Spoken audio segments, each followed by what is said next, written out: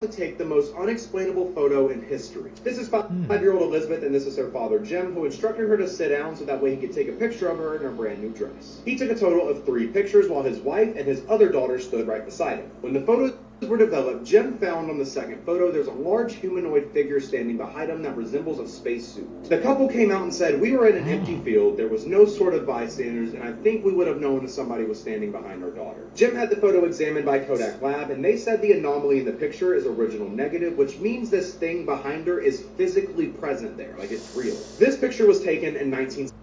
What's up, seekers? Welcome back to the channel, man. How you guys doing? Hopefully you guys are doing alright, man. If you guys are brand new to this channel, you guys don't know what we do. We break down scary and creepy videos, man, on and on the web, from YouTube videos to TikTok videos to IG reels, Facebook reels, man. Anything weird, usual, and unexplained you can find right here on this channel.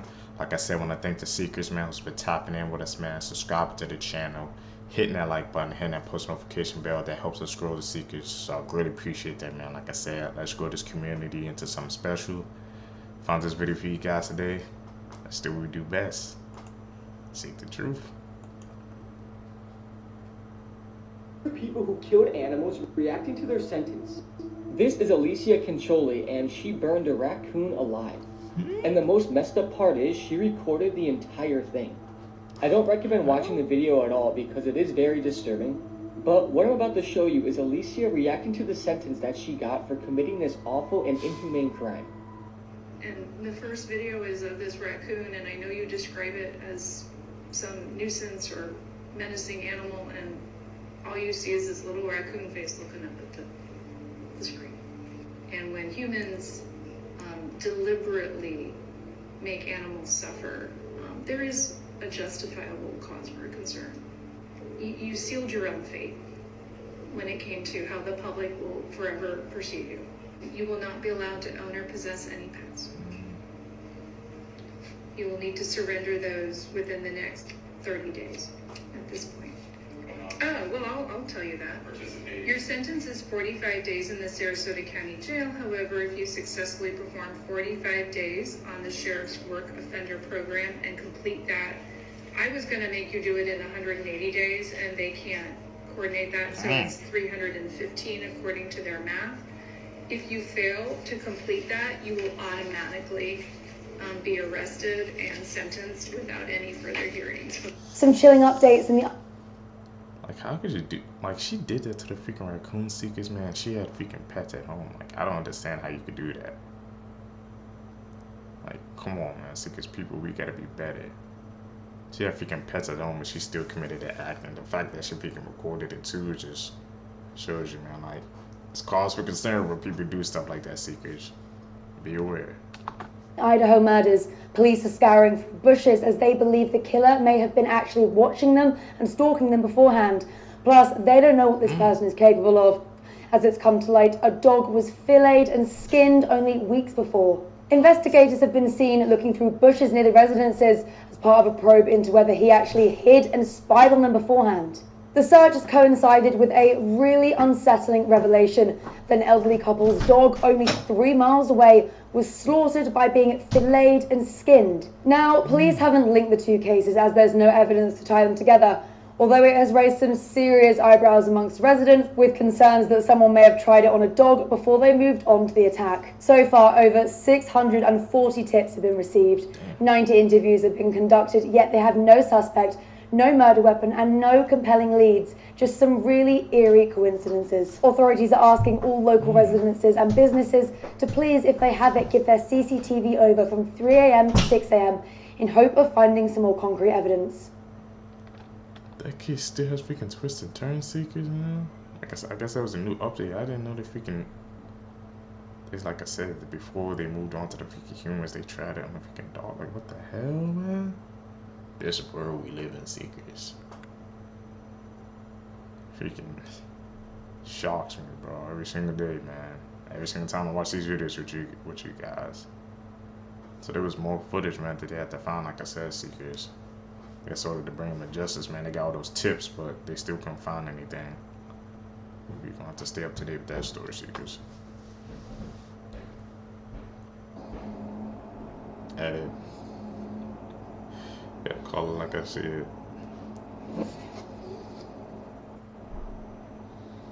Instant edit.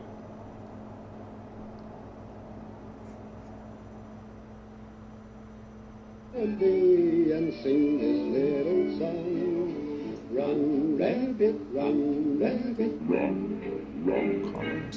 May 19th, 1977, 20-year-old Colleen Stan was hiking from Eugene, Oregon to her friend's home in Northern California when she accepted a ride from Cameron and Janice Hooker. She had passed up 2 car rides previously, but this one felt safer as they were driving with their baby in the back seat. At first, the ride was normal until Janice and Cameron pulled over on the side of the road and held a knife up to Colleen's throat. That is when they kidnapped her and put her in a tight box under a waterbed. Cameron even had a contract with Janice saying that he would not have sexual relations with Colleen, but that was short-lived. He essayed her daily, causing her to give birth to 2 daughters, and even made her wear a 20-pound wooden box on her head. Cameron did a great job at brainwashing Colleen, as eventually she was able to work in the front yard, have her own job, and even see her family in 1981. All of those times, she never asked for help. The reasoning why is because Cameron lied, saying there was an organization called The Company, and if she tried to escape, they would capture her and bring her back to him. In fear of Colleen having too much freedom, he eventually put her back in the tight box under the waterbed for 3 years. He then asked her to be his second wife, and Janice stepped in and started encouraging Colleen to escape. And in 1984, she did. Janice testified against Cameron in court.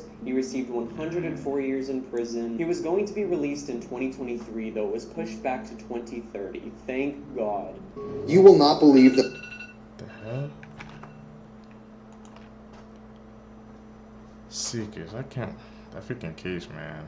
Freaking more details came in that light. Now I can't believe he was gonna get freaking out in 2023. Yeah, they pushed that back to 2030. I feel like, yeah, that's the right call for what he freaking did to her, bro. There's no explanation for that one, man. Dark case. The horrific things that this woman allegedly did with her dog. This is Brittany McClure, and up until a couple of weeks ago, she lived a completely normal life. Brittany is from Michigan here in the United States. She had a boyfriend, and everything seemed to be going great in her life. That is, until her boyfriend decided to check on some of the security camera footage from a camera that he had installed inside of the couple's home. Apparently, Brittany's ex-boyfriend had noticed that there had been some movement in the living room in the middle of the day, so he went to go check the footage. And when he went to go watch the footage, he could not believe what he was seeing. As he watched in horror, he saw his own girlfriend, Brittany, performing an act on the dog using her mouth. And she was doing this with a massive smile on her face. And when she was finished, she tried to get the dog, the couple's dog, to perform the same act on her. The detective that's investigating this case noted that while this was going on, Brittany was saying words like, "good boy." The detective even stated that in 2 decades of police work, he had never seen a video quite like the one the boyfriend brought into him. Now, Brittany was arrested and charged with a number of different things. Obviously, this is considered animal abuse, and this case is just being brought to trial or whatever the process is right now. So we're going to find out more about all of Brittany's devices and exactly what she's been doing to her dog in the house. But I just cannot believe this story, and I cannot even fathom what her boyfriend must have felt when he just went to go check the security camera video and saw that. Absolutely disgusting, shocking, horrifying, and yeah, just ugh. The girl you were looking at has no... Seekers, man. I knew freaking people like that existed, but freaking first time or just hearing that case, bro, using the heebie-jeebie seekers. I'm like, the boyfriend, man, just saw some freaking movement throughout the house. And like, I know he was not expecting to see that. He was just checking to see what was going on, and the freaking that probably like shattered his world, bro. Had to. Found out she was doing that to the dog. That one, like, you know, freaking visual in my head. That's just something I can't even do. Hell no, Seekers. No idea that she's about to take the most unexplainable photo in history. This is 5-year-old Elizabeth, and this is her father Jim, who instructed her to sit down so that way he could take a picture of her in her brand new dress. He took a total of 3 pictures while his wife and his other daughter stood right beside him. When the photos were developed, Jim found on the second photo there's a large humanoid figure standing behind him that resembles a spacesuit. The couple came out and said, "We were in an empty field, there was no sort of bystanders, and I think we would have known if somebody was standing behind our daughter." Jim had the photo examined by Kodak Lab, and they said the anomaly in the picture is original negative, which means this thing behind her is physically present there, like it's real. This picture was taken in 1964. Obviously there was no sort of Photoshop, but if you think that's the craziest part, listen to this. This all made headlines, and Kodak Labs offered $1 million to anybody who could disprove this photo. And to this day, it has never been paid out. More recently, people have been saying they have debunked this by saying it's really her mother standing behind her. And I don't know, her mother was wearing a blue dress that day, and they basically said the overexposure from the light made it look white. Here are the pictures side by side, and you kind of let me know what you guys think. So is this Jim's wife in the background, or is this something we've never seen? Make sure to like and follow for tomorrow's video. You're not going to convince Seekers, what do you guys think on that one? Is that her mom in the background? Was that just like something completely else, something different, man?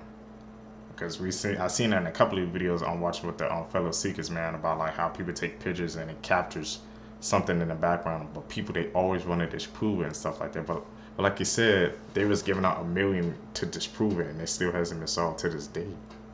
So there has to be something more to that, Seekers, right? What do you guys think, man? Well, tell me if you guys can actually try to debunk it. me this isn't a social experiment by nature to see how much greed they could get away with shoehorning into one animal. Platypus are built like a middle finger to their natural order. I'm not even finna waste time with what you already know. It's a duck cosplaying beaver with web feet that lays eggs as a mammal. They also produce milk, but since they're a mammal with no mammaries, instead they sweat it. So if you're a pug of a platypus, you gotta get calories from mommy's arm crotch. Armpit. That sounded... I don't even know why I said that. My bad. They have no teeth. Instead, they use rocks as DIY dentures. They have no stomach. It goes straight down their gullet. Speaking of food, platypus swim blind and deaf, so they hunt using electroreceptors. Let it be known, they stole the shark's whole flow. Don't worry, it gets weirder. They have a 3-in-1 hole, literally one hole that serves every purpose, and apparently that was so fascinating that folks named their entire family reunion after it. Don't know what I mean? Well, after watching this, go and Google monitoring. Males have a venomous spur containing a toxin more powerful than morphine, as in if you get faded by a fedora warrior, you're basically cooked for months until the pain wears off. And yeah, it can take months. Their build nearly gave scientists a brain hemorrhage because the first ones to see it thought it was a hoax and that people stitched random animal parts together as a practical joke. Little did they know. Platypus have a 2-headed DNA hose covered in spines. Don't look it up. I did. I regret it. In late 2020, we found out this beaver tail identity crisis is bioluminescent. Now, I know what you're thinking, but Dan Povenmire came up with the idea for Perry in 1994, so either he or nature itself is memeing on us. Now I'm leaning towards Dan because you know what a platypus sounds like? And apparently we're supposed to believe that was a lucky guess too. With a track record like that, I wouldn't be surprised if he worked on The Simpsons. Also, I don't know if it's just me, but they're way smaller than I thought they were as a kid. Also, the babies are called puggles, the more you know. Information, man, we learned if we compare the platypus today. The hell, Seekers? Like I said, how did the I'm going to say the creator of Perry the platypus, man, he nailed the sound and some of the details? How the hell did he know about that, Seekers? I didn't even know they swim blind. That is just like, hey, Seekers, I'm telling you, man, tap in with us, man. You're going to learn some new facts every single day, man, when we watch these videos together. Tell me if you guys freaking learned anything they do, bro, about the platypuses, man. That is.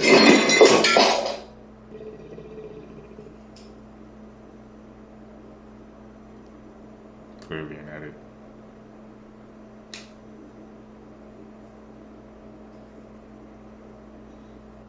This creepy dentist was sentenced to 180 years in prison, as if going to the dentist wasn't already scary enough. So this is Joseph Clarence Cox. Joseph was initially arrested in April of 2021 after some really disturbing allegations were made. You see, 8 former employees of Joseph's testified that he had assaulted them during business hours. And these assaults in the middle of the workplace in the middle of the day went beyond touching and groping. In fact, 2 of the employees stated that they were raped and sodomized. But this abuse wasn't limited to employees. You see, 3 former patients actually testified that Joseph had abused them while they were undergoing dental work. So basically, this guy's dental office was an absolute house of horrors. In the middle of the day, during working hours, he was assaulting employees all throughout the building. And then when it came to patients, Joseph was giving them the drugs, getting them ready for procedures, and then began touching them and doing things to them while they were under. So yeah, once all of this came to light, Joseph's wife of 10 years immediately divorced him. And after a couple years, Joseph was eventually sentenced to 180 years in prison. Needless to say, he's going to be in there for a very, very long time, thank God. Here's a GPS image of what the dental office looks like. I can't tell if this is a new clinic or what, but it's absolutely unfathomable to think of the horrors that this building has witnessed. If you want to hear more true crime stories, listen to the podcast that I co-host with my wife, Courtney, Murder in America. It's available on all streaming platforms now. Yeah, I don't know if It's freaking crazy case seekers, man. He was just doing it like to freaking anybody and everybody in that building. They did not care. I guess he thought he was the boss. He can freaking get away with it, thought he could do anything and to freaking do it to the patients as well, man. Like I said, guys, when you go under or something, man, if you have like a major procedure, I know this goes without saying, but if it's make sure somebody's with you, man. I know they can't be in the room with you, but they just try to be around in that vicinity, because once you go under, man, you just completely unsafe, man. They can do anything to you and you don't even know. Like he said, he was giving them a freaking drug so they could be unconscious and he could just do whatever he wanted, seekers. He's a damn dentist too. You can't even go to the dentist nowadays, bro. Danger around every corner, seekers. this is the most disturbing, but this is definitely top 5. This is Malgas Island, and up to 60,000 of these birds called Cape Gannets will nest here. But don't worry, I'm gonna get to it. So normally these parents take turns, with one going out for food with the other staying behind to guard the chick. But because of overfishing, oftentimes both parents will go out for food, leaving the chick all alone on the island. Which wouldn't be a problem if they didn't know that. Because groups of these white pelicans will fly over to the islands and then walk around looking for any unsupervised gannet chicks. So that they can grab the baby birds and eat them alive while they're still struggling. And sometimes they'll just push the parents out the way and then swallow the newborn children right in front of them. It somehow gets worse. Those same pelicans will fly back to their nest and vomit the half-digested, recently murdered baby birds for the pelican chicks to eat. And because Cape Gannets have no real way to defend themselves, pelicans have no reason to stop. And since pelicans obviously don't have teeth, those chicks last moments were spent suffocating while being digested alive by stomach acid, only to get regurgitated and eaten twice. Dinosaurs never went extinct. They just rebranded with feathers. The more you know, Seekers. The more you know. Like you said, they some damn menaces, bro. Like, when the freaking parents go out to hunt, man, they just say, well, we just freaking eating the cage, bro. And they said sometimes they do it right in front of them because they can't defend themselves, man. Nature nerfed them, bro. They can't even defend their kids or defend themselves. Said, way to go, Seekers.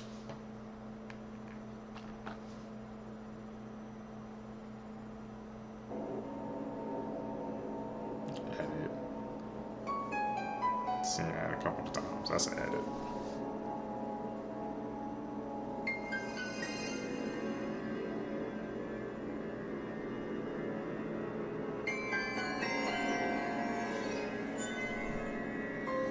The captain thought he'd spotted a seal floating on an iceberg, but upon getting closer realized it wasn't a seal. They were shocked by what they saw. The captain, Mallory, had 20 years of fishing experience. She has a big fishing boat. The fishing boat had a big name, the Nordic Pearl. This time, they decided to go out for 2 months. But on the first day of the trip, they had a problem. The weather was suddenly overcast. There were dark clouds. You can't imagine how oppressive it was. But they decided to work according to the itinerary. Early that morning, after breakfast, as they prepared their nets, they were looking for fish. There was a strange sound in the distance.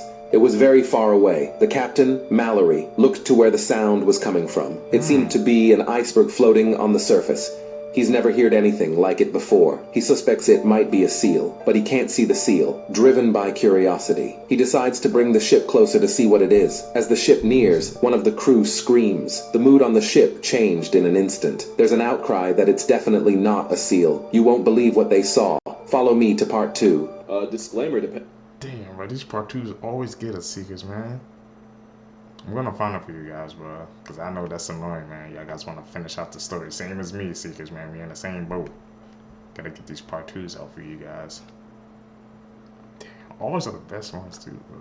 Depending on when you're watching this, there might just be a gender war in the comments, which is crazy because we're talking about baboons. So you probably know the deal with baboons, right? Usually the biggest, most belligerent alpha males, you know, the top ape. They're the ones that get the most, you know, while the lesser males, the best they could do is get the scraps. And how does a baboon become an alpha? Oh, easy. Violence. Lots of it. It's like a vicious cycle. If the most aggressive baboons are the ones doing the most gooning, the more baboonery becomes generational. Except the cycle did break at one point. There was a point, I think it was like in the 1980s or something, where a bunch of baboons ate at a garbage dump, caught tuberculosis, and took a permanent leave from life. Oh, they dead. And with a lot of the aggro males out of commission, that left a lot of mild-mannered survivors. Now, you might think they took the opportunity to start big flexing, like, oh, some bully become the bullies type shit. Actually, no, they were in fact chill like that. Now, normally the alpha males would regularly have temper tantrums and would beat on other males, females, and if you were an unsupervised minor, you could really get the Hulk to Loki treatment. But nah, these new males were kinder. They would spend more time grooming females, but not like in the weird YouTuber kind of way. They would even babysit for other females. And you know, since male baboons leave their birth troop to join a new one, new members would see this and be like, oh, so this is what we doing? I bet. Basically, there was a whole culture shift, and all it took was the bullies getting blacklisted from the census. And yeah, we're still talking about baboons here. The same ones that jump leopards and eat baby gazelles fresh out the womb. Those baboons, the more you know. You may have heard about this story, but... Damn, there's like a whole shift, bro. See, because that goes to show you, man. I guess when that one group left, all those freaking, he said those baboons, you know, the ones that freaking, the alpha ones that use the violence, once those, I guess, freaking faded out, the chill ones came into play. They didn't change, bro. That's like some nature versus nurture type stuff right there, right, Seekies? It's actually interesting if you think about it. Like you say, you would think they would try to be the same way, but no, they went on their own freaking path, bro. Crazy to think about. I don't think you know how dark it is. In October of 2011, a man intentionally cut open the cages of 56 wild animals he was keeping in his backyard, unleashing them on his town. But let's talk about why it happened and the man who did it. And if you don't want spoilers, this week's episode is all about people that try to own exotic and wild animals and their deadly consequences, so you don't want to miss it. So in October of 2011, people in Zanesville, Ohio started calling 911 when they saw lions and tigers in the woods. Police already knew about Terry Thompson, who lived in the area and kept wild animals in cages on his property, including lions, tigers, other big cats, bears, baboons, you name it. But in Ohio at the time, there technically weren't any laws against that. So though Terry was keeping these animals in horrible conditions, he wasn't really doing anything wrong. So the police go to Terry's property to check out what's going on, but when they get there, not only do they find that Terry had taken his own life, but he had cut open all of the cages of all of his animals before he did it. And to make matters worse, he had surrounded himself with raw chicken as if he was trying to entice the animals to come eat him. The police ultimately were able to locate him because he was being consumed by one of his tigers. So this guy John actually worked with Terry, and he said that the night before this happened, Terry received a letter suggesting that his wife had been having an affair. So that's our best guess as to why this happened, but ultimately 49 of his 56 animals had to be put down by the police. And lastly, and probably most disturbing of all, when the coroner's report came back on Terry, they found that his genitals were missing. And it was unclear if that happened before or after the tiger got him. God damn, Seekers, man. He had all those all those animals, what the hell? Because it was a loophole, man, so he could just, I guess, keep any animals he wanted. He had bears, tigers, lions, like what? There wasn't nobody in that town that probably suggested, hey, like, we need to check that out, or if we can keep an eye on him. He has all those dangerous animals. You don't know what would happen, bro, if they got out, and look what happened, man. They had to put down, like, damn near all of them.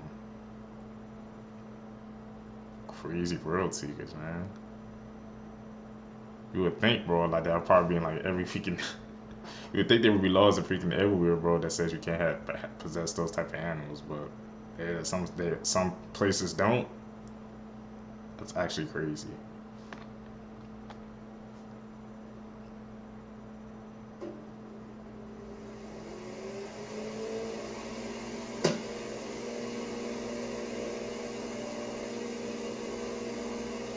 Had it. Tail right there.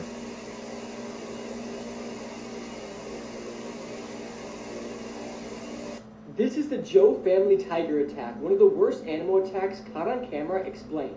On July 23rd, 2016, the Joe family visited Batting Wildlife Park in Beijing, China. This place is an enclosure where you drive your car around and wild animals walk around you. In their car were all 4 members of the family. Their names haven't been mentioned by the press, but in the car was a husband, wife, their child, and the wife's mother. The park issued warnings to all visitors to never leave your car, especially in the Siberian tiger enclosure, which is exactly what Mrs. Joe did. These tigers are the largest tigers in the world and can weigh over 600 pounds, and their claws are 4 inches in length. And their bite is even stronger than a grizzly bear. Damn. In the CCTV footage that was released, you can see Mrs. Joe leave the car and wander over to the driver's side. Nobody can really put their finger on what she was doing. She might have been yelling at the driver, but nobody knows. Nonetheless, it was very strange behavior, especially with a bunch of Siberian tigers running around. And seconds later, a tiger suddenly appears and pounces on the woman from behind. She appeared to be unaware of its presence until it was too late. The tiger knocks her down and drags her quickly out of frame. The driver, who is clearly panicking, is unsure on what he should do. He then gets out of the car and leaves the frame, then comes back, and the older woman in the vehicle gets out too. And the two of them then run out of the frame in panic. What isn't shown in the video is what happens next. The older woman runs to her daughter's aid, but little did she know there was another tiger stalking them. You can see a park ranger pulling up, but even they were too slow to react, and a second tiger pounced on older Mrs. Joe, and then drags her away viciously. The park rangers then managed to get in and scare the tigers, and the younger woman was saved.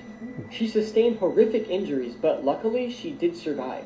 Her mother, however, wasn't so lucky. The older Mrs. Joe died from her injuries. The video of this incident sparked massive backlash against the younger Mrs. Joe. Countless online comments criticized her stupid and reckless behavior, and in general blaming her for the entire incident. There's also many comments saying that Mr. Joe did literally nothing to save his wife, although that's not fair, because you don't see what happens off camera, and he was trying to fight off 2 Siberian tigers. Damn. Mrs. Joe's father said the reason she left the car was because of sickness, although this explanation didn't convince anyone. Like, you're in a freaking enclosement like that, man. But freaking tiger, like I said, freaking tigers around and you got out the car. I ain't leaving that car for freaking nothing. I don't actually even go to a place like that, man, because I hear too many stories like that, bro, of something happening, man. So that's not even something I'm interested in, Seekers. And also, man, goes to show you more like how you kind of don't know the freaking full story, how they just blame the freaking husband saying he ain't do nothing, but off the camera, you try to fight off 2 Siberian tigers, man. Not too many people could say they would actually try to do that. So it's best to don't say anything to know the full story, man, because you never know, Seekers. You truly never know. Seekers, man, if you guys stay with me to the end of the video, you're true seekers seeking the truth. I really appreciate the support, man. Like I said, guys, I've been seeing the comments. I'm trying to grow us, man. I'm trying to grow the Seekers. So, guys, hit that subscribe button, hit that like button, man. Also, hit that post notification bell so we can grow the community together. Also, don't forget to follow me on all my social medias down below, man, so guys can stay connected. You guys can catch in the next one, man. Seekers, bro, I'm doing these daily uploads for you guys. Hopefully, you guys enjoy it, man. We're going to keep them going. Out. Peace, Seekers. What's up, Seekers? Welcome back to the channel, man. How you guys doing? Hopefully you guys are doing alright, man. If you're brand new to this channel, man, what we do is we break down scary and creepy videos, man, on the net, on the web, from YouTube videos to TikTok videos to IG reels, Facebook reels, man. Anything weird, usual, unexplained, you can find right here on this channel. Just want to thank the Seekers, man, who's been tapping in with to the channel. I appreciate that, guys. So subscribe to the channel, man. Hit that like button, man, so we could grow. We could find even more Seekers. Found this video for you guys today. Let's do what we do best, man. Let's seek the truth. Man murdered his wife and 3 children before turning the gun on himself. He survived his attempt to take his own life, and this is the mugshot that came out of it. Meet Charles Robert Gillard Sr. In May of 2022, Charles snapped. At the end of May in 2022, at around 2:30 p.m., the police were called to this residence in Michigan. When they arrived, they were met with an extremely gruesome scene. They found the bodies of a mother, a father, and 3 children. All had been shot, and nobody had any idea what had happened. The children were identified as Ronald, Joshua, and Dawn Gillard. They were only 3, 4, and 6 years old. And the woman whose body they found was 40-year-old Dawn Gillard. The first responders who responded to this crime scene have gone on the record and stated that it was the most gruesome thing they'd ever come across. The first responders, in fact, had no words to offer upon seeing the scene. It was truly unlike anything they had ever witnessed. So I haven't been able to find any more information about what exactly led up to this incident, But it's known that on that day, Charles Gillard took a gun, murdered his wife and 3 children, and then tried to take his own life, but failed miserably. He survived his own unaliving attempt, spent weeks in the hospital recovering, and now he's going to prison. I'm honestly glad he lived so that he could be sent to prison, because this man really, really needs to suffer. This man was caught. Seekers, man. What do you guys think about that freaking case, bro? Like, what caused them to, the thing that's getting to me is, man, I'm trying to figure out what caused them to snap in order for them to do that horrific act, bro. It's like, one day was just perfectly fine, and one day he just snapped and just decided to end it all, man. And then he tried to even freaking end it all himself, or try to turn it on himself, but that ain't gonna work, bro. He said, nope, you gotta face the consequences for your actions, man. He was trying to get out of it. Nope. No way, bro. Gotta face it.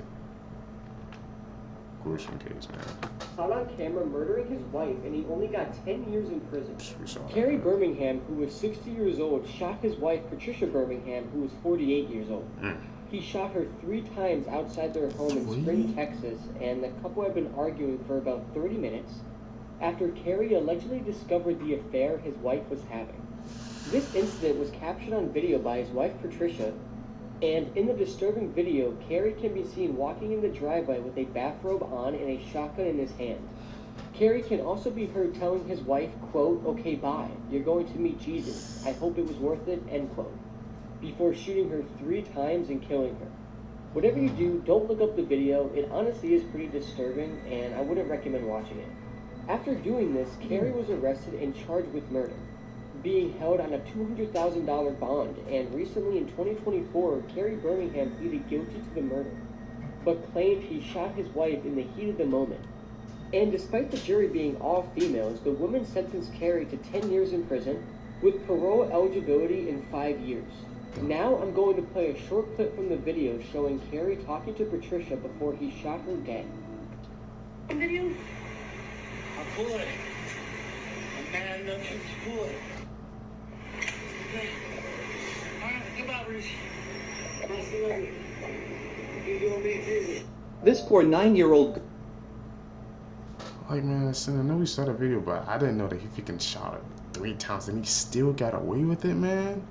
It's like, what more do people gotta do? She literally caught him in 4K and he only still got 10 years off that, bro. How is that even possible, Seekers? Like, truly.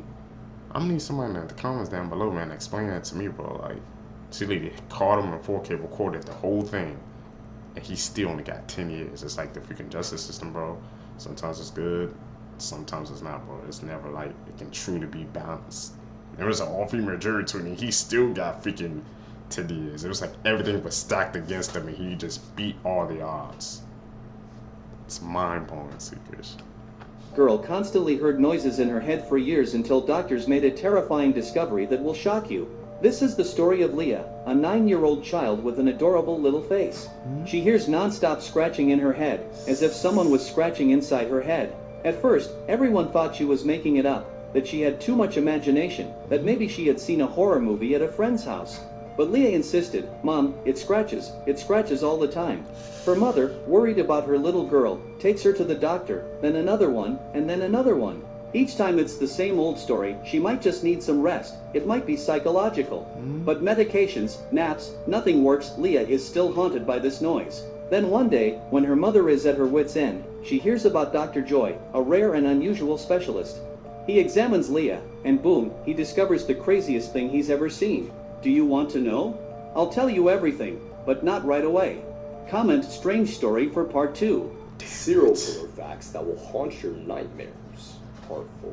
Researchers used AI deepfake technology to compile the faces of every serial killer into one man. Dude looks like a psychopath. If you look anything like that, you're probably a serial killer. Serial killer Ed Kemper was friends with the police officers who were investigating his murders. They all hung out at a bar together called the Jury Room. His nickname was Big Ed, and when he confessed to them, they thought it was a joke. Jeffrey Dahmer once made a drink laced with sleeping pills for a guest, but accidentally drank it himself. He later woke up to find that his soon-to-be victim had robbed him while he was sleeping. In 1906, a Moroccan murderer was sentenced to be walled up alive after he was found guilty of killing 36 women. His cries for help were heard for 2 days straight before he went silent. That thing about the freaking AI, man. So about how the AI just compiled all those faces together. I'm telling you, bro. Technology, man, it's getting very scary, bro. Like, imagine somebody looked like, I guess, that face that the AI compiled, man. They would be getting freaking... They would, I guess, be freaking under some scrutiny, bro. Even though they knew that it's just kind of like the way it looks, and you know how people go off based on technology seekers, man. People act like technology is the law, man. If something happens, or if they see something, or they hear something online, they just take it and they're home with it, bro. No regards to the freaking consequences it could bring. That's why I said seekers, man. We always gotta be aware, bro. We gotta tap in with the seekers, man, bro. We be exposing the truth out here.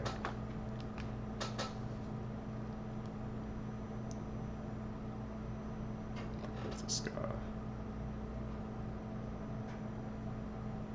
There is a brand new update that just broke on the Riley Strain disappearance. Now, if you don't know what this is about, I hadn't been following the story, but this is about 22-year-old Riley Strain. He was last seen when he was stumbling away from a bar, and this was in Nashville. He was there on a trip with his frat. You can see him here. He was caught on all these different cameras, and the last place that he was seen on camera was at the Gay Street Connector. This was at 9:52 on March 8th. Nobody has seen him since. Now, this is allegedly a map of his last known foot traffic. His cell phone pinged right at the yellow circle at the top. That was at the James Robertson Parkway. That was at around 10 p.m. It never pinged after that. So today, they finally released new information. They found Riley's bank card. It was washed up on the riverbank of the Cumberland River, and this was on March 17th. And I know this is a lot to pack into one video, so we are going to go into this case in depth on the podcast. While there's still no sign of him, the most disturbing element is just how intoxicated he was, allegedly off one drink. If you die in this VR game, you die in real life. Yes, this video is not fake. This is genuinely something that was just invented, and you won't believe who by. And it's not as crazy a person as you might think, which kind of makes it even more terrifying. It is almost unbelievable the world's first VR headset that literally kills you if you die in the game has just been created.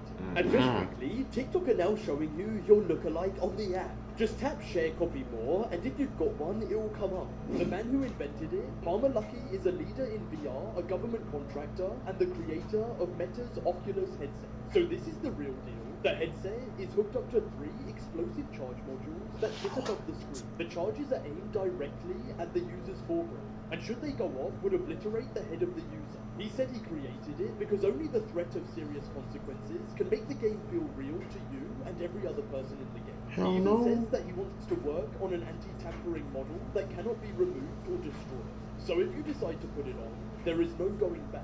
Thankfully, this headset is not commercially available yet. Would you play this with any of your friends? This is the scary truth. Seekers, would you guys use that freaking headset, bro? I mean, to me, hell no, man. Who wants to freaking...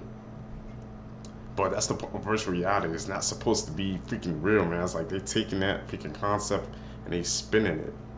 Like, who wants to freaking play with a game that'll risk your life?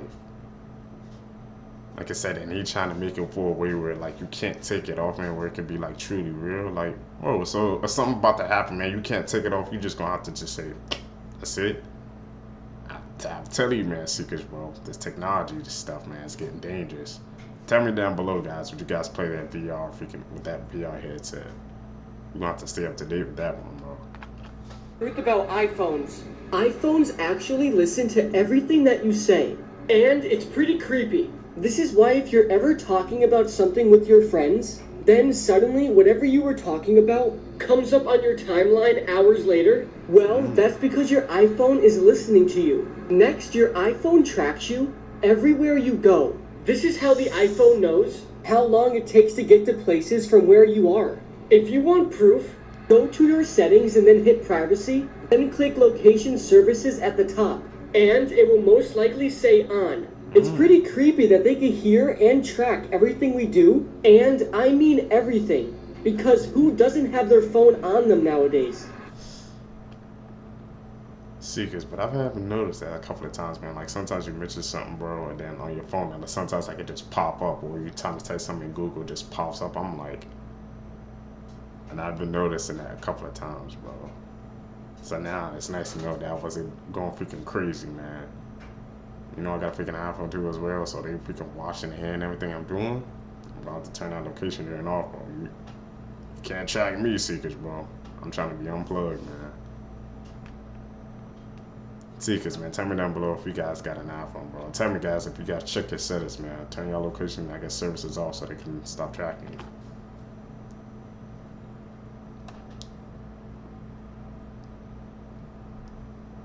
You ever see a picture that makes you want to scream? Now, of course, when you look at this photo, there's not a lot that you're looking at. This is old door cam footage. All had to do with an event that took place in an apartment complex in Philadelphia. From what I could find, the story came from this woman. Her name was only listed as Sharon M., who was having problems in the apartment building with what she thought were maybe like teenagers, like ding-dong ditchers, people who were antagonizing her door. So a camera was installed. What they caught on the camera, nobody expected. Also, if you are a fan of all things chilling, make sure to go check out my show, Creep Time the Podcast. So in the story, this is a still that came from the doorbell cam. At face value, it just looks like a dark hallway, maybe at night. But look a bit closer. Background of the photo.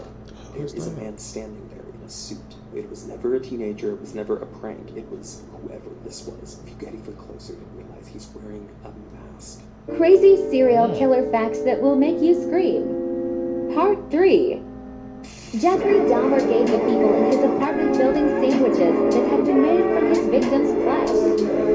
Pee-wee Gaskins, the most prolific serial killer in South Carolina, drove around in a hearse with a bumper sticker that read, "I haul dead people."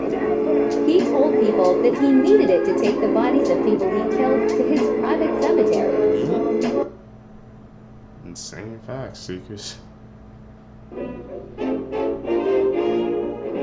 Things that bother you, they never bother me. I feel happy and fine, living in the sunlight, laughing in the moonlight, having a wonderful time. Haven't got a laugh, I don't need a laugh. Coffee's only a dime. Living in the sunlight, laughing in the moonlight, having a wonderful time.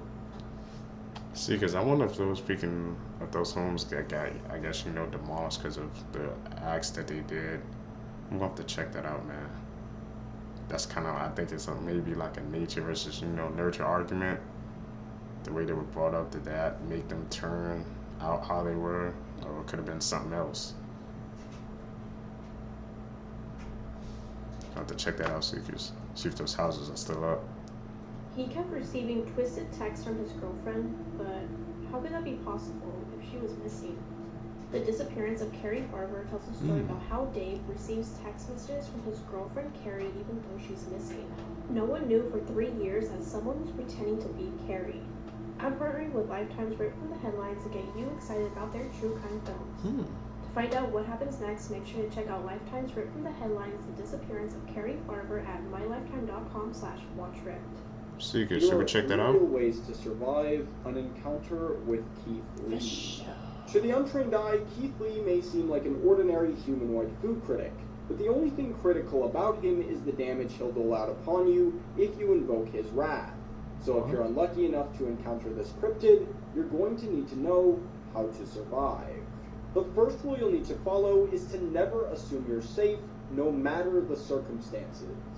Keith Lee is the spiritual leader of an army of devoted followers ready to spy, fight, and die for him. So if you're going to survive, the best thing you can do is to treat everyone as if they were Keith himself. Rule number 2, if you upset Keith, don't try to fight back. You won't win. You're probably a goner already, but the best thing you can do is to beg for mercy and hope for lenience. Finally, if all else fails, you'll need to retreat to a remote area and live out the rest of your days in exile. Keith tends to frequent urban environments, so this might buy you some time. However, he has the uncanny ability to smell good food from over 100 miles away. So if you're going to take this option, your diet will need to consist of raw potatoes and Vaseline. Comment what your favorite food is, and may God save us all. Had to be a troll, right? With that Keith Lee stuff. Some people might believe that. I don't know. I don't think I believe that secret. This man found a real-life money glitch and became a millionaire overnight. In 2011, Dan Saunders was out partying when he needed to withdraw some more cash. So he stepped out of the bar and found the closest ATM. When he started using it, he noticed that the ATM was letting him withdraw way beyond what he had in his account. There was a glitch between 1 a.m. and 3 a.m. when the ATMs got disconnected from the internet. That allowed him to basically create money out of thin air. So he decided to take full advantage of it. Over the next 4 months, he threw lavish parties, chartered private jets, got female escorts, paid off some of his friends' university fees, and much more until he had spent around $1.6 million. But at that point, he felt guilty and turned himself in, and spent 1 year in jail and is now back to working as a bartender. This man was so... My man fought the infinite money glitch, bro. And because of the person where he was, he turned himself in, man. You know, not a lot of people would do that. They would just freaking continue with that glitch. That's insane, bro. Do you know about how freaking... Like, you go into the ATM in the middle of the night, man. You saying, let me just get something. Oh, keep giving me money? Oh, I said, let me keep going back, bro. He found like you said, a glitch in the daggone system, bro. Because they said it's between 1 a.m. and 3 a.m. I wonder if anybody else tried that, bro, to see if that actually will work again. Seekers, man, if you had that freaking infinite money glitch, would you give it up? I need to know. Not a lot of people would. Look into a plane engine, and whatever you do, don't look up the pictures. This is the Air Astana 2004 incident, which is one of the most shocking and tragic events in the history of aviation. The victim was Igor Yelfimov, and he was sucked into the plane's engine while he was working near the aircraft. The horrific incident occurred on July 13th, 2004, and it was captured on CCTV video. And the video has recently resurfaced on the internet, sparking renewed interest and curiosity among the viewers. Igor was a 26-year-old maintenance engineer, and he was preparing the aircraft for a flight from Moscow when the engine suddenly turned on and he was sucked into the engine of the Boeing 737. Right when this happens, he completely disappears and blood and body parts go everywhere. All over the airport runway is bits and pieces of Igor, and it's an extremely disturbing sight. The video is extremely shocking and gory, and I really don't recommend looking it up. 1 second Igor was there, and the next he was just completely erased. I never really understood the power and how dangerous plane engines are until I saw this video. We all heard about wood chipping incidents and workplace incidents, but somebody getting sucked into a plane engine is definitely a first for me. Again, I want to say I don't recommend looking it up or watching it, but if you do, this is a massive trigger warning. A mother who left her child home. Like, freaking getting sucked into freaking to a jet engine, man. We know those things are powerful, but yeah, like I said, just a few seconds he went in and then he was gone. I didn't realize, man, how powerful a freaking plane, or a plane engine is. Always gotta be careful, Seekers, man. We working like jobs like that, you have to be like especially careful, because you gotta watch your environment, because something like that could happen, man. Can't believe there's a video of that actually out. I don't think I need to see that. That don't need to scar my mind. Home alone to die while the mom vacationed in Puerto Rico. This one is going to make all you parents out there so angry you'll be seeing red. Imagine you go on vacation. And imagine you go on vacation for 10 days to Puerto Rico.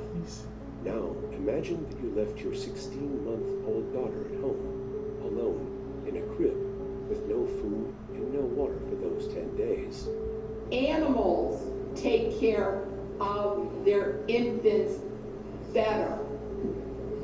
The thought of this child dying every day while she's having fun, humanity can't stomach that. The judge passed down a sentence of life in prison without the possibility of parole. The judge said this sentence will put her in a cell until she dies, just like she put her child in that crib to die. The only difference is the Department of Corrections would at least give her food and water. Mother Gothel Crazy from story. Tangled is the evil queen from Snow White. At the end of Snow White, the evil queen falls off a cliff, but we never actually see her die. But what does happen is that she finds the magical flower from the movie Tangled, which makes her young and beautiful again. Because remember, both the evil queen and Mother Gothel were obsessed with being young and beautiful. Also, it's very convenient that at the end of Snow White, the evil queen falls off a cliff. And in the movie Tangled, Mother Gothel finds the magical flower at the edge of a cliff. And to add on to that point further, both movies take place in Germany. Both women have the same exact dagger and look very similar in their older state. Also, even though both women never had children of their own, both of their names actually translate to mother. Also, the famous red apple from the movie Snow White actually shows up in Tangled here after Mother Gothel stabs Flynn. These inmates saved this prison guard. Really? I never even noticed that, man. Like I said, Seekers, the details and stuff in the movies and shows we watch, man. There's always, like I said, a freaking backstory between them. But I never even thought about it now. Now you know, Snow White classic story, bro. How they put that in Tangled, man. She was the witch that survived at the end. Yeah, Seekers, you guys believe that? Should we dive deeper into that, man? Those freaking cases always interest me. I think I'm about to dive deeper into that one, bro. It's every time, every freaking video, movie, shows, and movies, man. There's always some backstories between them. Life. In a remarkable display of humanity and compassion, a group of inmates at a prison demonstrated that empathy transcends circumstances. And just quickly, TikTok are now showing you your lookalike on the app. Just tap share copy more, and if you've got one, it will come up. A prison guard, while on duty, suffered a cardiac emergency. A situation that quickly became life-threatening as he lost consciousness. The inmates, who were positioned at the top of the stairs, noticed the guard's distress. Despite their complex relationship with the guard as prisoners and the potential consequences of breaking protocol, they made a swift and courageous decision. Instead of walking away, they rushed down the stairs to assist the guard in his moment of need. Their actions were not just about providing immediate physical aid. They also radioed for help, ensuring that the guard received professional medical attention as soon as possible. The inmates' quick response and willingness to help were crucial in saving the guard's life. Following the incident, these inmates were hailed as heroes. They expressed that their decision to help was influenced by mutual respect. The guard had always treated them with dignity and respect, and they felt compelled to reciprocate in his time of need. Seekers, man, I'm telling you, bro. That's a freaking case right there, man. If you treat somebody with respect, bro, like imagine if, you know, if it was like a typical guard relationship, I guess him, rest of the prison, stuff like that, they probably just saw him just say, hey, not our problem, just walked away. But because he chose to be that type of person, man, I guess that was good karma in them, bro. They saved him. Even though, like I said, it put them in jeopardy, but they saved him because, like I said, he was treating them with respect, bro. That's what you gotta do nowadays, man. Just treat everybody with respect. There's some good things that happen, man. Good energy, good karma. I guess it will come back to you.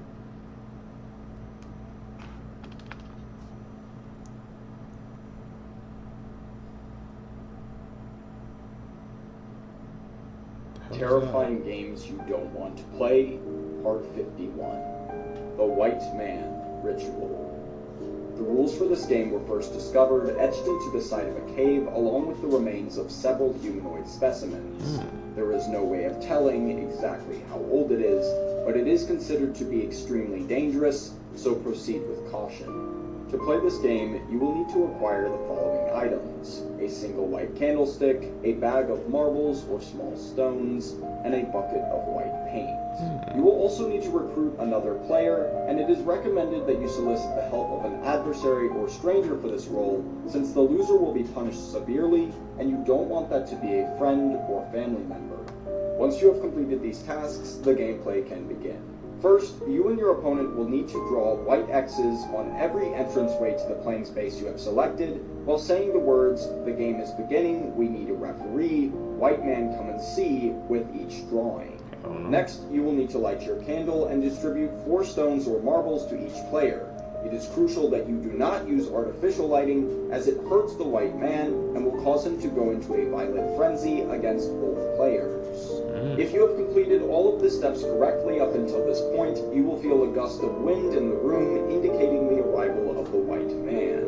You will not be able to see him, but he will observe you and the game, waiting patiently for a victor. At this point, you and your opponent will need to hide a certain amount of your marbles in your right hand. It will then be your job to try and guess how many marbles your opponent has chosen to hide in their hand, while simultaneously tricking them into making an inaccurate guess about you. The first player to make their guess correctly will be granted an additional 10 years of healthy and prosperous life by the mysterious white man. The catch is that those years will be physically subtracted from their opponent's life. This game can be played repeatedly until both players are satisfied and agree to exit, where one player has no more life to give. Comment if you would play this game and follow for more. After this woman was murdered, police used a very unusual tactic to find her killer. Rachel Panoski was an 18-year-old mother of one living in Mission, Canada. Her half-brother was 33-year-old Matthew Panoski, and the pair shared a dad. Their relationship was far from a normal sibling one though, and they had a traumatic past. When Rachel was little, she was SA'd by Matthew. He was 15 years old when he abused her. Now, Rachel did have to endure a very stressful court case, but Matthew was finally given probation for the crime. Unfortunately, it wasn't the last of Matthew that Rachel would see. In 2013, she was loving life being a mother to a 1-year-old son. On the 16th of March that year, Matthew would go and visit Rachel at her home. He told her he wished to make amends and apologise for the past. Rachel's friends knew that Matthew was heading over, so they were texting her to check on her. She texted them back to say that the pair had had an emotional conversation, but this was actually the last time they would ever hear from her. 3 days later, her body was discovered in Chilliwack, and she had been suffocated. Her friends told police of the meeting that she'd had with her half-brother, and police immediately questioned him. He, however, denied any knowledge of her disappearance and murder. Investigators knew they needed to come up with a clever way to get Matthew to implicate himself. Time went on, and in 2016, investigators decided to go undercover. They decided to get an undercover officer to pose as the head of a criminal organization. The officer went by the name of Mr. Big and befriended Matthew. He earned his trust, and it wasn't long before Matthew confessed. He said that he was upset that Rachel was, quote, acting like a victim, when he was the one who suffered by being charged and going through the court process for SAing Rachel. Shockingly, Matthew told Mr. Big that he'd hit her over the head, pinned her down, and suffocated her. He admitted to taking her body to his house in Abbotsford and SAing her dead body. Finally, in 2018, Matthew pleaded guilty to second-degree murder, and in court, the judge called his behaviour repulsive. He was given an automatic life sentence, but is eligible for parole after 13 years. Breaking true crime. How the hell did he think he was a victim of what happened? It's like people like that, see, because I'm telling you, I'm dangerous, man. They can't take a freaking accountability for his actions. You did something to that and to your sister as well, and you thought that you was in the freaking, that you got mad when she tried to freaking get you to face the consequences for your actions. Hey man, that case went, I guess, unsolved for like 3 years. They really had to go undercover. It shows you how deep that freaking case got. Like he had to freaking go undercover, man, in order to get him to confess. It's actually crazy to think about, Seekers. Maybe it's not the only case, man, that's like that, bro. News: California pastor allegedly hired hitmen to kill his daughter's boyfriend, and he paid them tens of thousands of dollars, all because he did not approve of the boyfriend. On October 21st of 2023, the boyfriend did get shot in a drive-by shooting at around 7 p.m. He was rushed to the hospital due to gunshot wounds, but he survived. So Samuel Pasillas behind me, the pastor and the father to this daughter, actually paid the hitman $40,000 to do this. Damn. So obviously the pastor gave all these hitmen the location of where the boyfriend was staying at, all this information. They apparently surveyed him for weeks before committing the hit. That is kind of terrifying to think about. Now, about a week ago, on March 13th, they finally got enough information to put Samuel Pasillas, the pastor who called this hit, in jail. They also arrested Juan Sobreros, who they believe was an accomplice to this. Both of the men are being charged with conspiracy to commit murder, and they are both being held on a $1 million bail. The police are also looking for one more person of interest, but these two are going behind bars. Let me know what you guys think about this in the comment section below, and as always, these videos are for informational purposes only. Heard about freaking protective dads, man, but just because you didn't approve of the boyfriend, you just wanted to take him out? I'm telling you, Seekers, bro. People, man, when it comes to their loved ones, bro, when they be making these choices, man, they really losing their minds, bro. Hey man, you understand, man? I guess if you don't understand, if you don't like your boyfriend's your daughter's boyfriend, man, but to put an actual head out on him, bro. They said they paid him like 40 grand as well, man. He must have not really had liked him, bro. It's crazy, man. You gotta watch who you get to a relationship with nowadays, man. People, man, especially coming out of parents, bro, they be crazy. Seekers, that's it, man, for this video for you guys today. If you guys made it with me to the end, you're a true seeker seeking the truth, so I appreciate you guys. Like I said, guys, hit that like button, man, subscribe, hit that post notification, man, so we could grow the seekers, man. We could grow even more. I've been seeing our numbers, man, they be getting better, but like I said, seekers, bro, I've been doing daily uploads this whole month, man, so can we get a clapping out, man? I don't own the clapping emojis in the comments down below, man. I haven't missed a day, so I'm really proud of myself for that. We're going to keep going, seekers. We're going to continue to grow. I'm out. You guys going to catch you in the next one. Peace, seekers. What's up, seekers? Welcome back to the channel, man. How you guys doing? Hopefully you guys are doing all right, man. If you guys are brand new to the channel, if you guys don't know what we do, we break down scary and creepy videos, man, on the net, on the web, from YouTube videos to TikTok videos, IG videos, Facebook, man. Anything weird, usually unexplained, you can find right here on this channel. Just want to thank the seekers who's been tapping in with us, man, subbed up to the channel. Really appreciate the support, man. We're growing, and I see the numbers, man, going up and up, so I appreciate that, seekers, man. In order for that to continue, I need you guys to hit that like button, subscribe to the channel, and hit that post notification bell so we can grow. I found this video for you guys today, man. Let's do what we do best, seekers. Let's seek the truth. Crimes of all time. A man by the name of Sean broke 7 different laws in an effort to be sexy. He did this by breaking into a woman's home, stealing her lingerie, and walking the streets of Sacramento wearing it. A man by the name of Rutledge Dees IV was recently arrested after pretending to have a disability so that nurses would change his dirty diapers. Apparently this was his kink, so he received therapy instead of prison. A woman was upset at her boyfriend Christopher because he let out a horrific fart. Christopher, who was slightly offended, proceeded to headbutt and choke her before she could escape and call police. A woman posing as a psychic promised her clients that she could put a special blessing on their money and double it overnight. Spoiler alert, the next day she ran off with over $100,000.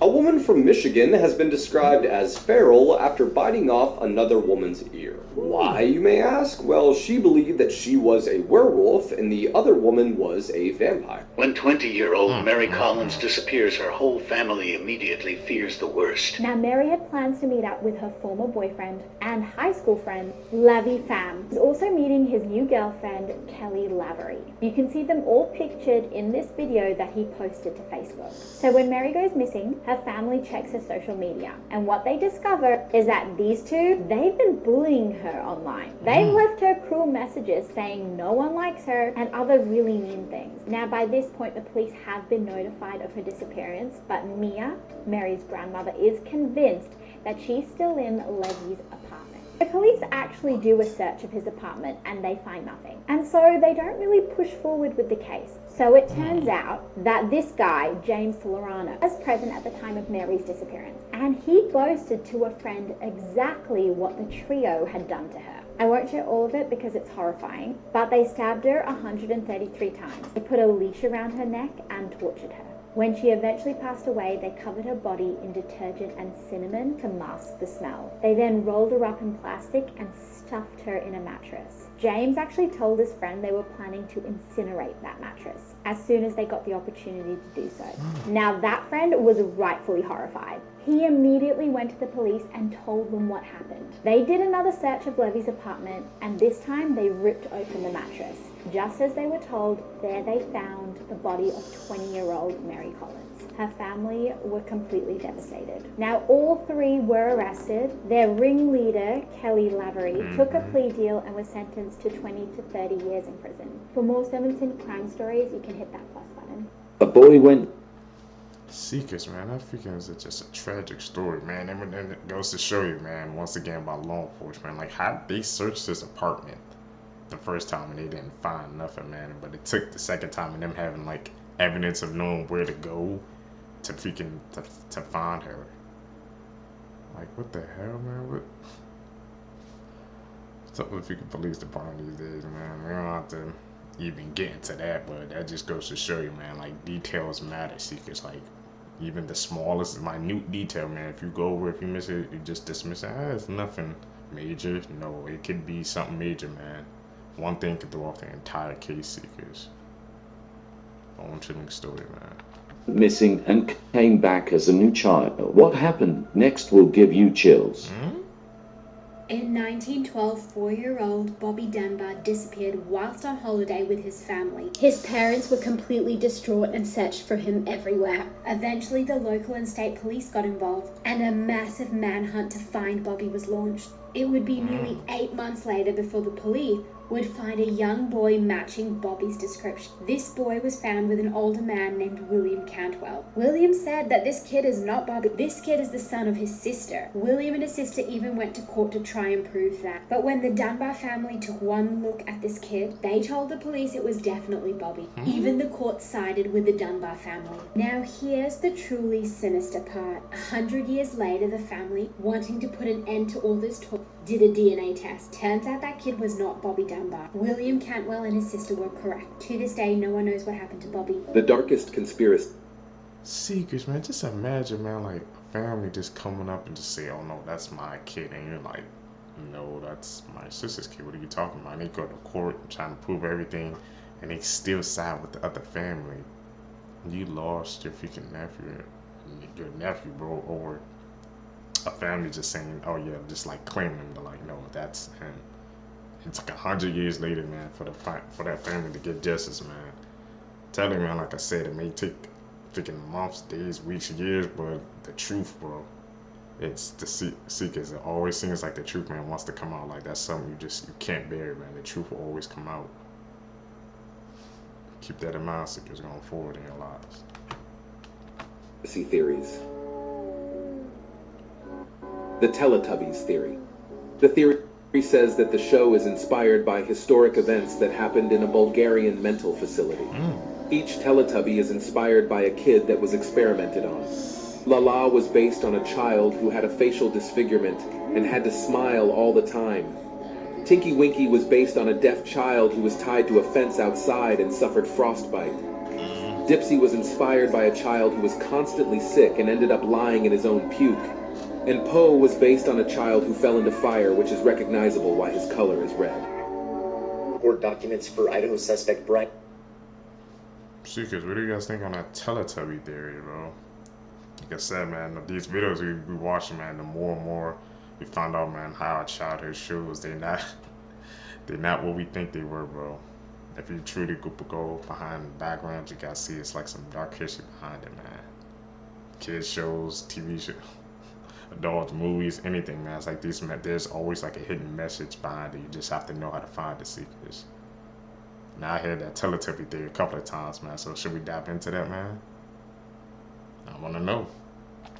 And Koberger are now showing that the DNA from the knife sheath is a statistical match to him. An STR DNA comparison was performed, or short tandem repeat analysis, and Koberger's profile was 5.37 octillion times more likely to be his than someone from the general population.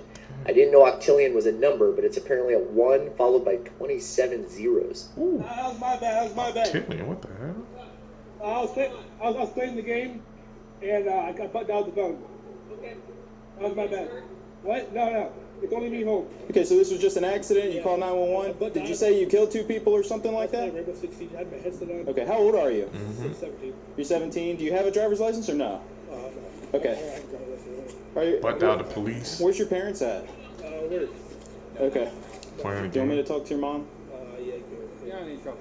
If it's an accident. Hey, is this Elijah's mom? Okay. Yeah. Hey, so what happened is, I guess he's saying that he was playing a video game, and in the process of accidentally calling 911, he said that he killed 2 people, but he was talking about on the game.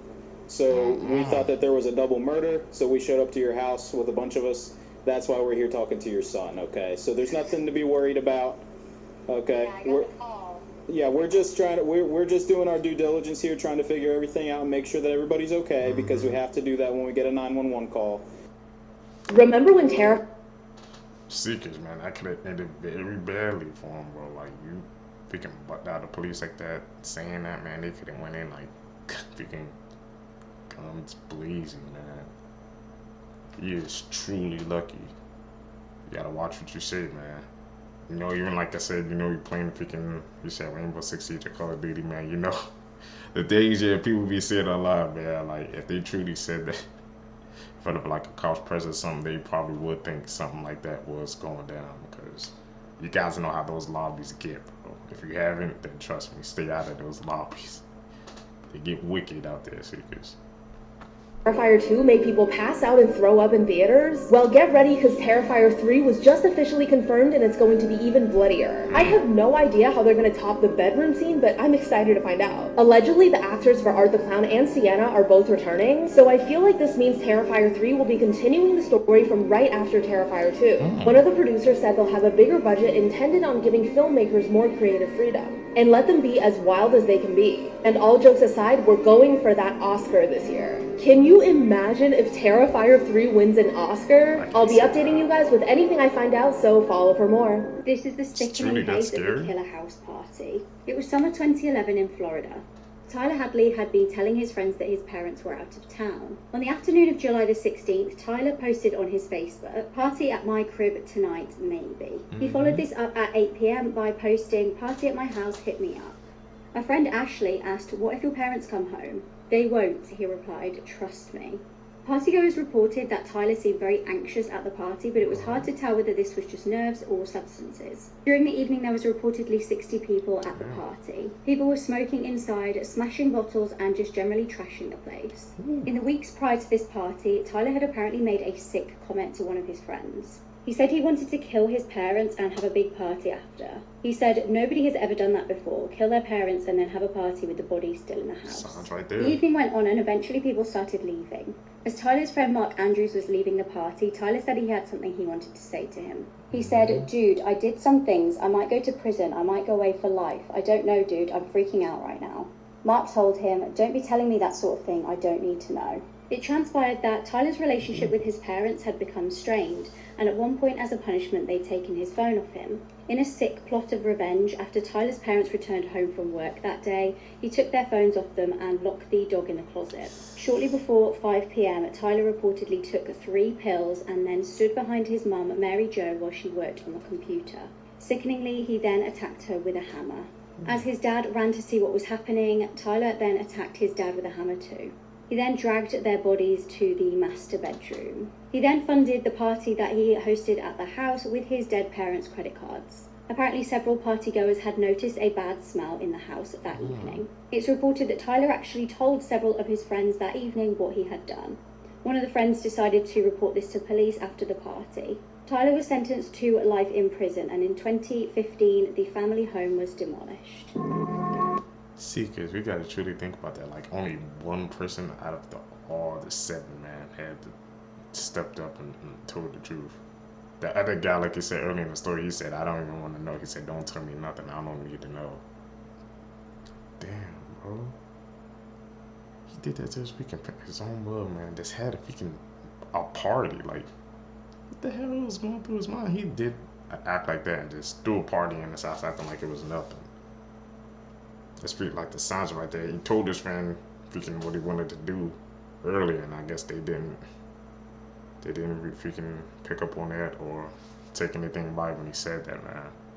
That's how I said, Seekers, man. Somebody say some like weird stuff, just like mark it down, bro, because you never know, man, what they would do. Just mark it down. So if somebody say something weird or just plain like, you know, this is wrong, take notes, Seekers.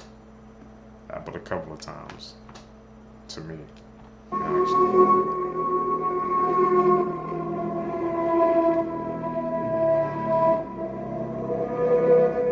Imagine going to Disney World only to be followed by someone the entire time and not even know it. 17-year-old Madison Gaston received a notification on her phone that an Apple AirTag was following her the entire day. If you guys don't know what an Apple AirTag is, it's basically a mini tracking device used to find your personal items in case you lose them, such as your keys. So Madison received this creepy notification, and it stated that the AirTag was detected with her at 7:09 p.m., but she only received the notification at 11:33 p.m. When Madison clicked on the notification, a map appeared outlining every single place that she went to in the last 4 hours. So basically someone knew every move she was making. By the way, Madison was with her family, and when they saw this, they all panicked and emptied their bags and belongings in the parking lot, but they were still unable to find the AirTag. There's been a number of growing cases where women have reported AirTags following them, and this usually happens in places like Disney World or where kids or teens usually go. And unfortunately, a lot of criminals and predators are using AirTags to stalk people, steal cars, and even kidnap children. And just so you guys know, there are settings on your phone that allows you to get notifications if an AirTag is detected on you, so you might want to check that. Hell yeah, I need to turn that freaking feature on, Seekers, man. I'm telling you, man, like I said, this technology and stuff, bro, when it gets too advanced like that, that's freaking scary, man. Like, somebody was tracking them for hours and they had no idea. Like, imagine you just doing your daily everything routine and you find out somebody has been tracking you for hours and you still can't even find, and they still can't even find the AirTag, Seekers, because I guess it's that small. I guess maybe it was in a car or something, man. Like I said, they thought there was on their belongings on a person, but I think it could have been on a car. Because to track them for that long, for 4 hours, that's weird and very scary. You don't know what the intentions were, Seekers. I need to turn that feature on now. Video is one reason why you need to make sure you are so hyper vigilant. This woman and her son were just trying to get inside the house, and look what her Ring camera caught. Get out of here! Right outside, look! Standing She would never teach me. He definitely was trying to freaking break in, bro. There was like this freaking, like, when the son closed the door, it was like that close to freaking, he was that close to getting in. And just freaking standing there staring. She was freaking vigilant, bro. She was checking the cameras and all that. Like I said, that's why you have to be vigilant. Because you never know, man, who's lurking behind that corner, Seekers, who could try to do something to you. You can get a Ring camera as well, man. Gotta be protected, Seekers. What would you guys do in a situation like that? You confront them or you just call the police? Never see her with a different guy. Every time you different, it is a lie.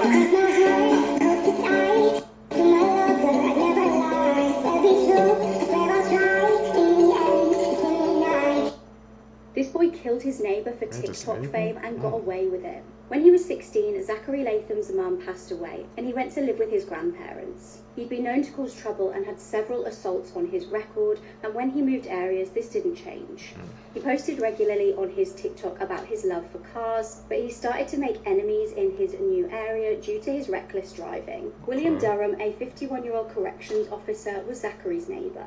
He lived with his wife and 2 sons next door. Due to Zachary's behaviour, tensions grew between the Durham family and the Lathams. In April 2020, Zachary got into a confrontation with William's wife, Catherine. She confronted him about his reckless driving, and Zachary filmed the exchange for TikTok. He mocked the woman, calling her a Karen, and the video got over 3 million views. Shockingly, Zachary's followers were actually encouraging his behaviour. They were egging him on to slash her tyres and cause even more trouble. The Durhams had a 21-year-old son called William Jr. When he found out about the video that had been posted online, he confronted Zachary too. However, during that exchange, Zachary threatened him with a knife. The Durhams tried to get police involved, but they just weren't interested. Shortly after this, Zachary intentionally swerved his vehicle, narrowly missing the youngest Durham son. That day, the entire family decided to confront Zachary and put a stop to his behaviour once and for all. That day, Zachary and Catherine got into an altercation in which Zachary hit her in the face and pushed her. The entire Durham family then went round to Zachary's house to confront him. Zachary armed himself with a stun gun and 2 knives. Zachary's wife recorded, presumably for TikTok, as the drama unfolded. A huge brawl erupted, and Zachary stabbed William and attempted to stab one of his sons. During the struggle, Zachary took a blow to the head and was concussed. Witnesses reported seeing blood absolutely everywhere. Police attended the scene, and sadly, William Durham had passed away. Shockingly, during Zachary's trial this year, he was found not guilty. His defense team stated that he'd acted in self-defense. This is a true horrifying story. Because they came to him, man. I think because they came to his property seekers, right? The way the stories, the way she said, like, they went to confront him, so I guess they were on his property. That's probably why they're facing any charges, man. Even though, man, if we could, those people on TikTok, man, like I said, the internet is a dangerous place. They were egging him on. They don't, like, he was reckless driving. Like, you can't do that, bro. And people on TikTok, man, like, I had 3 million views, so people, they was obviously tuning in, and it was, you know, like they said, egging him on, probably asking him or telling him to do even more freaking crazy things, because the internet's a dangerous place, man. Once again, like I said, it can make you try to do things for your audience you would never do. Story Part 9. This story took place in the International Indian School in Riyadh, Saudi Arabia, in the year 2003. Asim, a 16-year-old Indian student in that school, born and raised in Riyadh, Saudi Arabia. On a normal school day, Asim was walking back home alone from school as he lived 5 minutes away. He would walk alone almost every day. It was a hot, sunny day and the roads were empty. Asim suddenly realized that there is someone or something walking right behind him. He sees a very tall woman, about 7 feet tall, covered in black and wearing the niqab. Very common attire that women wear in Saudi Arabia. He just took a glimpse and then turned back very quickly without having any other thoughts about that woman. And she was about 150 meters away. As he walked, he asked himself, why was that woman very tall and walked boldly like a wrestler? In that split second, Asim decided to turn his head for one last quick look. And the woman was right behind him. She was able to cover 150 meters in a few seconds. Damn. This boy's heart drops. He started walking faster without looking back, as his house was only 50 feet away. He did not want to run because she would know that he's scared. He reaches outside, grabs the handle of the gate, feels safer, and immediately turns around. And no one was there. The entire area was completely deserted, like no one has ever been there before. Now that there are no connecting lanes around the building that Asim lives in, the woman had nowhere to turn. But where is she? It terrified him that she vanished out of nowhere.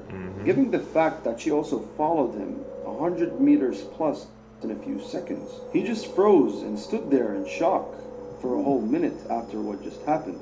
He goes through the gate, turns his head one last time, and there she is, 20 feet away from the gate, staring through his soul with a smile. He was able to tell that she was smiling from the lifted eyelids from the rear ends. As he froze in his spot, staring at this thing, it removes its veil slowly, and the boy sees not a man, not a woman, but a beast-like face, staring at Asim through the gate.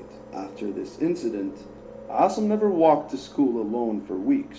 Until this very day, Asim being in his 30s right now, not knowing what the hell that thing was, and why were the roads completely empty during the time span of this incident. Seekers, what do you guys think about that case? Was that just like an elaborate story, or did that kid truly see a beast? Said she pulled off her face and it looked like that. I'm like, what the hell?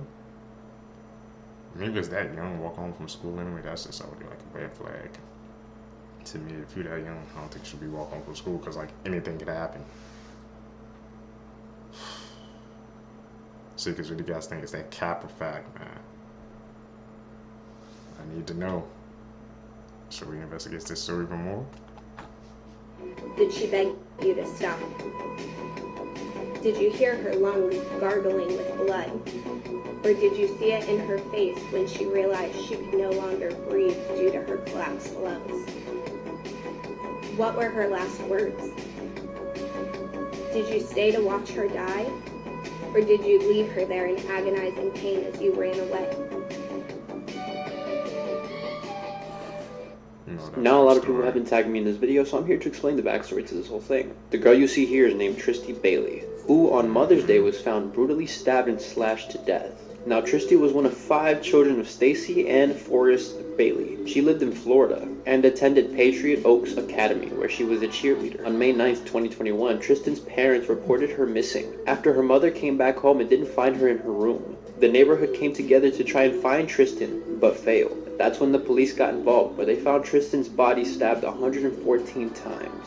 A nearby neighbor's CCTV camera captured Tristan walking alongside with what appeared to be Aiden Fucci, who at the time was 14 years old. But then 2 hours later, Aiden can be seen running back home alone. Police quickly took Aiden Fucci in for questioning, where Aiden took a Snapchat picture and a video in the back of a cop car. It was obvious that Aiden wasn't taking the situation seriously. Having fun. In a cop car. Yep. Tristan, what's up, guys? Yep. Tristan, if you can walk out the damn. When you see this in a month, this in a cop car, guys. Tripping, dude. So investigators saw the snap as well as a response saying, "You were with her, Aiden. You know what happened to her." Investigators also noticed Aiden switching up his story every time he was questioned about the night.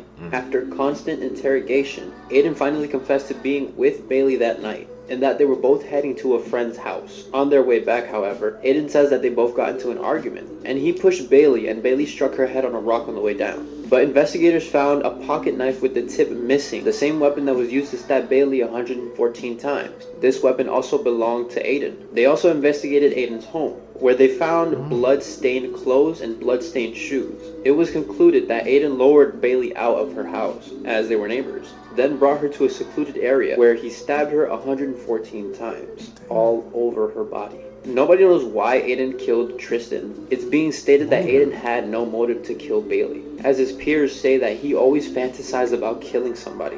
Aiden was arrested for first-degree murder and charged with the death of Tristan Bailey, and he was tried on February of 2023, where he pleaded guilty, and on March 24th, 2023, he was sentenced to 40 years to life in prison at the age of just 16 years old. Like and follow for more. I am not. He had freaking no remorse, man. Like I said, he had no motive at all. He just said that he just wanted to feel what it was like. I was like, people like that, secrets. Goes without saying, one of the most dangerous people you probably will encounter, man. Like I said, he was on Snapchat just throwing out the peace sign, making light the whole situation. It's like, man, he was always self-incriminating himself, changing up his stories. It's just like, seekers. You have to be vigilant, bro, especially when it comes to the kids, man. Because nowadays, bro, anybody's capable of freaking depravity. Anything. Doesn't matter what age, man. Young, old, freaking even kids, man. These videos we watching together, it really blows my mind, seekers. Crazy, man. Tragic case as well. I'm not sorry for something I didn't do, and I am not sorry for the things I did do. Mr. O'Neill, All right. Listen, stop. All right. Listen to me. I'm not You're not going to raise your voice again. I'm not going to raise my voice again. I'm not. I will have you removed from this courtroom. I can sentence you without you being present. Yes, ma'am. You don't conduct I yourself. understand, young. Thank you. But I will say, I'm sorry for your loss. 19 years I've been at this job.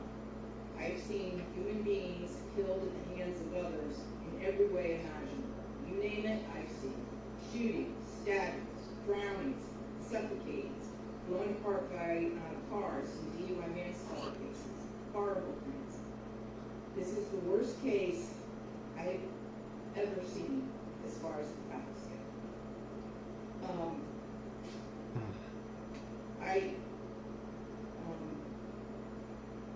When they fired the person from fire department, when he testified, and when he said that he retrieved the body of Cornelia O'Neill from the home, and all he could do was sob. It took every ounce I had not to start sobbing too.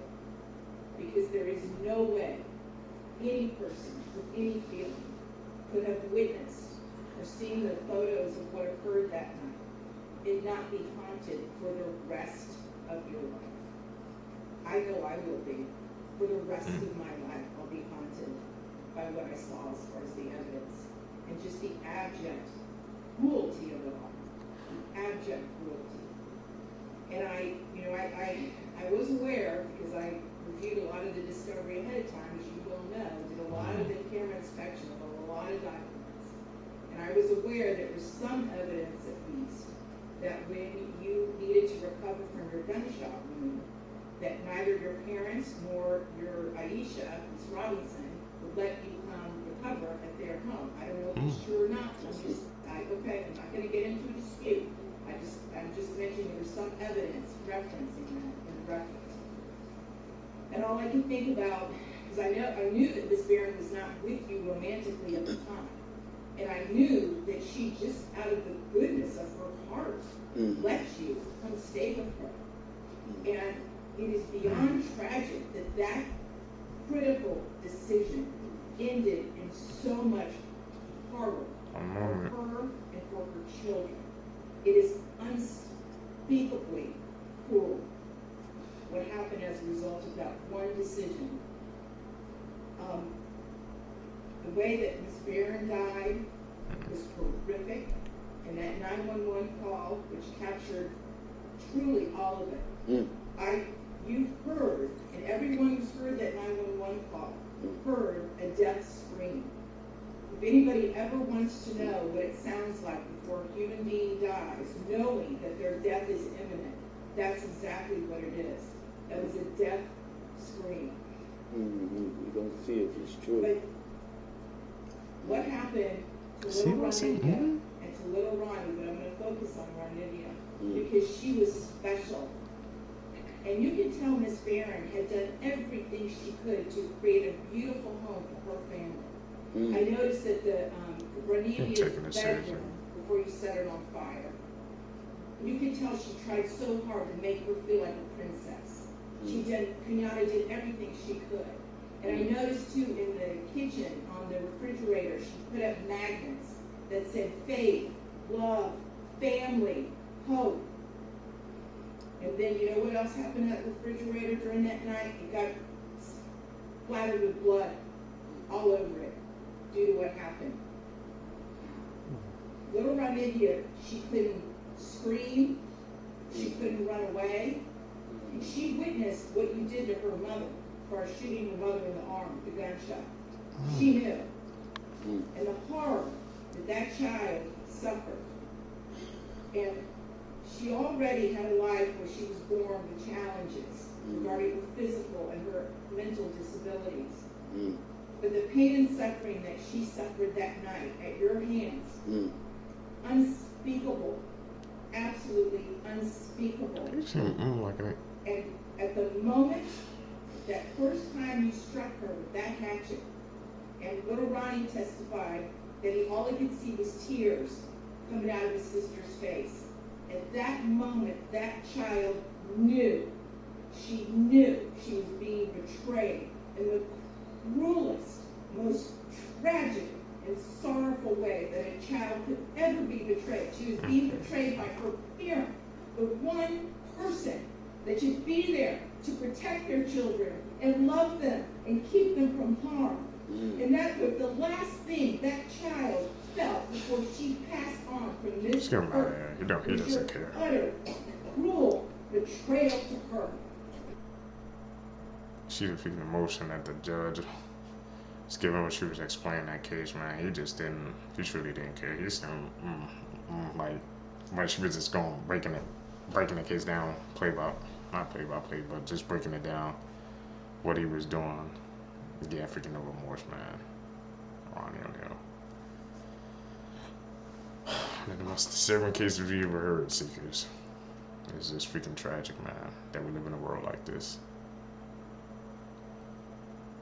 We all gotta be better, man. Seekers, if you guys stay with me to the end of the video, you're a true seeker seeking the truth. I greatly appreciate the support, man. Like I said, guys, hit that like button, subscribe, so we can grow the community, get together. We can grow the seekers, so we can connect even more people, man, who's seeking the truth, bro. They need to find our channel. Like I said, also don't forget to follow me on my social medias, man. Links are in the description. You guys can catch you in the next one, man. Hopefully you guys are enjoying these daily uploads, man. I'm getting them out for you guys. I'm out. Peace seekers.